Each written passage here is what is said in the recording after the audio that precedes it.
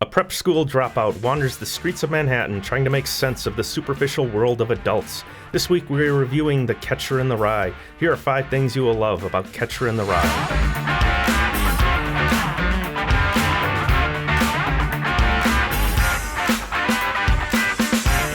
Cullen Caulfield is a manic-depressive teenager riddled with angst and frustrated with constantly being surrounded by superficial students. He boards at a private school called Pensy and is failing every subject but English. One day, he gets in a scuffle with his dorm mate and decides to call it quits. He packs a suitcase and wanders the streets of New York for 3 days. He meets with fellow students, former teachers, and old girlfriends trying to find a person to have an authentic conversation with. But one running joke is that he can't stand anyone he meets, and he describes everything he hates about them in painstaking detail, and that leads us to number 1, the phonies. Every character Holden meets is described to us from a very judgmental point of view. He has roommates with bad grooming habits, women who lack intelligence, women who are bad dancers, old men who smell funny, people with overcompensating handshakes. Here's a few examples of the phonies he meets. Grand. There's a word I really hate. It's a phony. I could puke every time I hear it. I'm pretty sure he yelled good luck at me. I hope not. I hope to hell not. I'd never yell good luck at anybody. It sounds terrible when you think about it. Then old Haas would just shake hands with them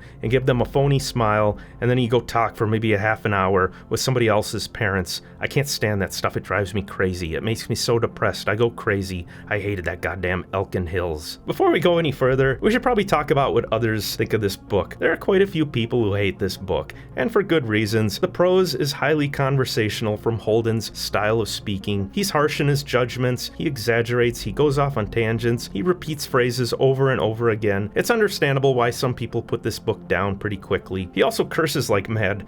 This is the main reason the book was banned. I managed to get my hands on a PDF version of this book, and in just 275 pages, he manages to take the Lord's name in vain 245 times. Take a look at that scroll bar, 245 little dashes, look at them all. All of this is unloaded on the reader at breakneck speed. Like I said, this book has its fair share of critics, but I loved it, and I'll give you some advice on how to approach this read. Many readers get hung up on this idea of likability. If you're going to hang out with a person for 275 pages, shouldn't you like them? Well, that's actually the wrong way to approach a story. Instead, you should seek empathy from the text, not sympathy. Don't try to like the main character. Try to understand and empathize with them. Holden's detailed judgments are the book's main strength and what draws the reader in. And here's how. Number 2, Holden's description. Of course, description is important in any story, but the description I'm referring to is not the writer J.D. Salinger's prose, but rather the character of Holden and what he chooses to describe. You can tell a lot about a character, or even a person in real life, by what they choose to describe. Writers can paint characters by describing them, but a much more vivid way a writer can flush out characters is by showing us what they value or despise. J.D. Salinger could have simply said, Holden despised superficial women who only sought attention from upper-crust suitors. Instead, when Holden goes to a bar and joins 3 women at a table, here's how he describes them. The blonde I'd been dancing with's name was Bernice or something, Krabs or Krebs. The 2 ugly ones were named Marty and Laverne. Then I tried to get them in a little intelligent conversation, but it was practically impossible. You had to twist their arms. You could hardly tell which one was the stupidest of the 3, and the whole 3 of them kept looking around the goddamn room, like as if they expected a flock of goddamn movie stars to come in any minute. Yeah, it's hard to believe he's single, but there it is.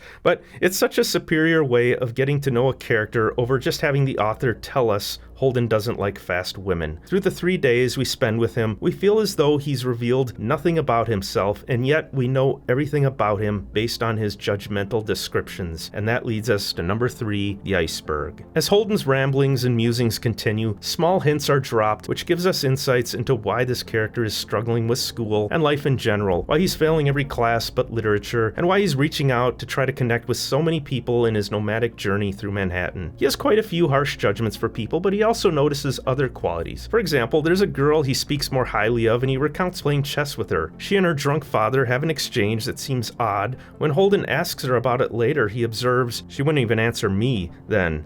She made out like she was concentrating on her next move in the game and all. Then, all of a sudden, this tear plopped down on the checkerboard, one of the red squares. Boy, I can still see it. She just rubbed it into the board with her finger. I don't know why, but it bothered the hell out of me." He considers that she may have been molested by her father. And these scenes show us that Holden doesn't always judge people negatively and has the ability to show compassion. Another detail he's obsessed with is the ducks in Central Park. I was thinking about the lagoon in Central Park, down near Central Park South. I was wondering if it would be frozen over when I got home, and if it was, where the ducks went when the lagoon got all icy and frozen over. I wondered if some guy came in a truck and took them away to a zoo or something, or if they just flew away. Throughout the story, we get small hints like this about what's going through Holden's mind, why he hates phonies, why he has a weak spot for children, why he needs to just get out of Pensy, and why he just has to know where those goddamn ducks in the Central Park pond disappear to every winter. We get a few more hints as he describes his family. He has two brothers. One of them is a Hollywood screenwriter who he considers a phony since he could be writing literature. The other passed away at a young age, and he still has his catcher's mitt, which has poetry written on it. With all the descriptions of ducks and catcher's mitts, a motif of flying away and being caught starts to form, and we understand what it is to be a catcher in the rye. When Holden visits the Natural History Museum, he gazes at the dioramas, which haven't changed since he visited them on field trips in grade school. The best thing, though, in that museum was that everything always stayed right where it was. Nobody had moved. You could go there 100,000 times and that Eskimo would still just be finishing catching those two fish. The birds would still be on their way south. The deers would still be drinking out of that water hole with their pretty antlers and their pretty skinny legs, and that squaw with the naked bosom would be weaving that same blanket. And I can relate to this. We have our own diorama museum in the Twin Cities. Next time, if you're in St. Paul, stop by the Bell Museum at the University of Minnesota. The dioramas are still the same when I saw them on field trips. These details and ramblings aren't random. They form a coherent idea, and we start understanding Holden. This is a young man who doesn't want things to change. He doesn't want to enter adulthood. We understand why he views adults and other teens as phonies, and why he has an admiration for the innocence of children. This leads to my favorite scene, number 4, Phoebe. Toward the end of the journey, he ends up back at his parents' apartment near Central Park and meets with his kid sister Phoebe. He describes Phoebe as funny, smart, a good dancer, and she even writes stories. It's their conversation that really flesh out what this character is going through. And she is clever. At one point, she finally confronts him with a question that we as the reader desperately want to corner him with as well. She asks him flat out, is there anything in life he does like? Holden has a hard time answering and has a flashback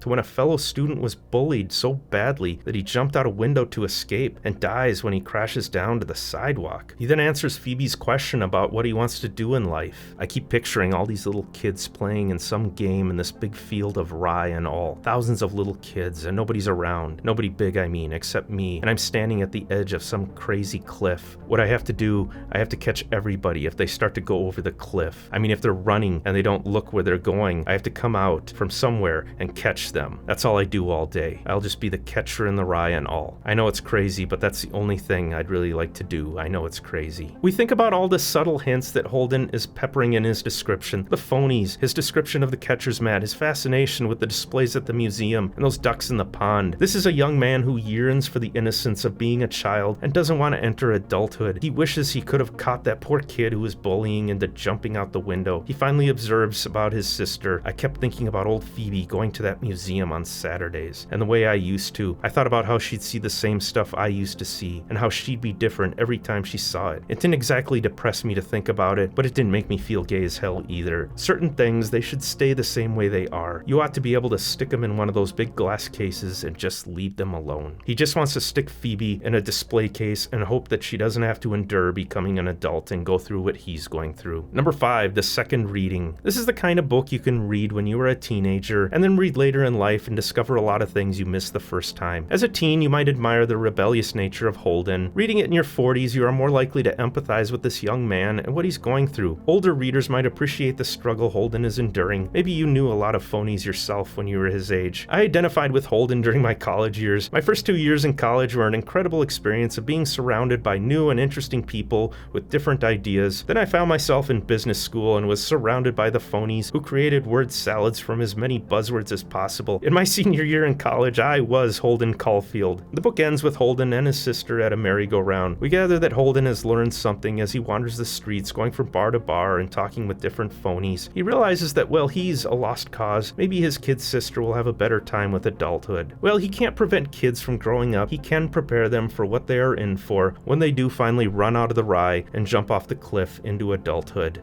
I'll leave you with one final quote from Holden himself about his love for literature. What really knocks me out is a book that when you are all done reading it, you wish the author that wrote it was a terrific friend of yours and you could call him up on the phone whenever you felt like it. That doesn't happen much though. That's how I felt at the end of Catcher, like I had lost touch with someone I knew and will always wonder what path he took. That's the definition of a classic. That's it for this week. Coming up, we have reviews of Orwell's 1984, The Road, and Vengeance, the book that became Spielberg's Munich. Check out my own book, Grand Portage, about an angst-ridden billionaire who drags an aircraft carrier across northern Minnesota. It's available on Amazon in paperback and Kindle. Thanks for watching, and never stop reading.